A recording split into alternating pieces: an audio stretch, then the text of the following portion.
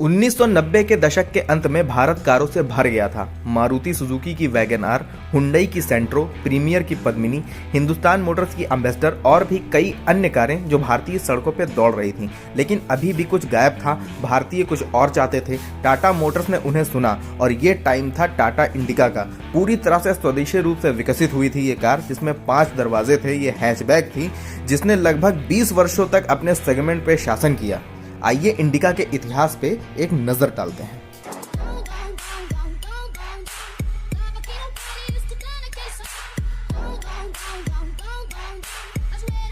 जैसा कि पहले बताया जा चुका है कि लोग अब कार के अंदर कुछ और चाहते थे। वो एक सस्ती कार में ज़्यादा जगह चाहते थे। टाटा ने 30 दिसंबर 1998 को एक टैगलाइन मोर कार पर कार के साथ इंडिका की शुरुआत की।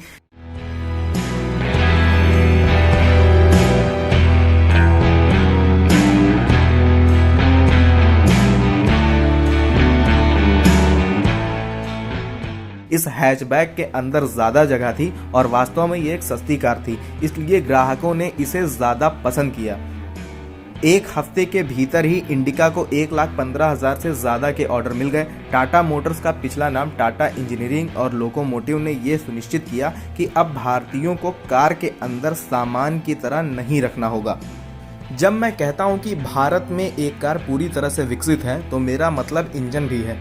इसे 475 DL नाम से होमग्रोन 1.4 लीटर पेट्रोल इंजन द्वारा संचालित किया गया था। ये 60 HP की पावर और 105 न्यूटन मीटर का पीक टॉर्क पैदा करने में सक्षम था। मल्टी पॉइंट इंजेक्टेड को 4 स्पीड मैनुअल ट्रांसमिशन में रखा गया था।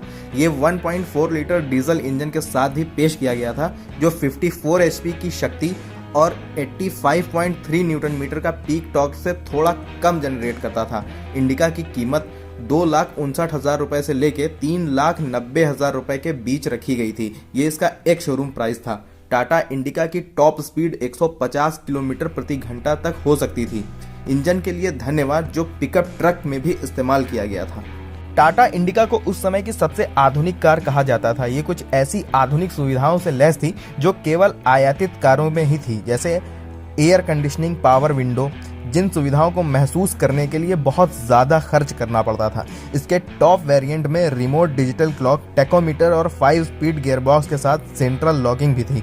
लॉन्च के 2 साल के भीतर ही टाटा इंडिका सेगमेंट में सबसे ज़्यादा बिकने वाली कार बन गई थी। इस कार को टाटा मोटर्स और MG रोवर ग्रुप के सहयोग से सिटी रोवर के रिब्रांडिंग के साथ यूरोपीय बाजारों में भी लॉन्च किया गया था।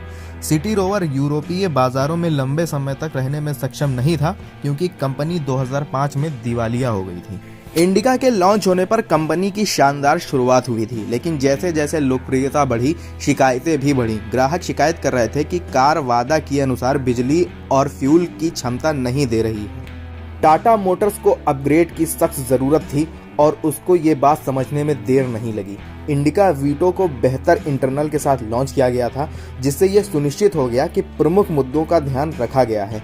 इस प्रक्रिया के साथ इंडिका भारतीय ऑटोमोबाइल उद्योग में सबसे अधिक मांग वाली कार बन गई थी और इसके कॉम्पिटिटर के लिए एक बहुत बड़ी समस्या भी बन गई थी।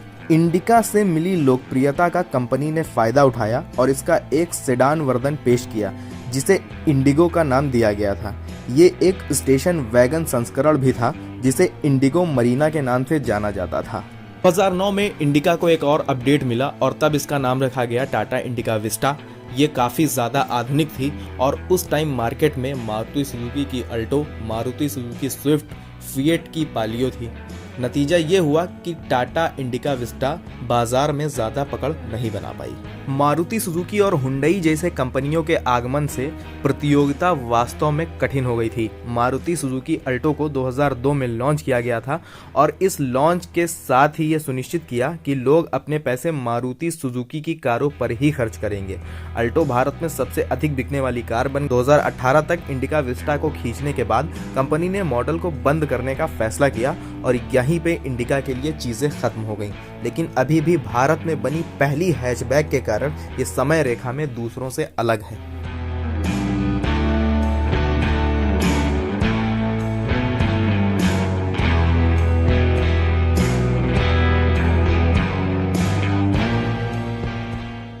तो ये था टाटा इंडिका का इतिहास। अब अगर कभी आपको टाटा इंडिका दिखेगी तो जाहिर है आपकी सोच बदल गई होगी।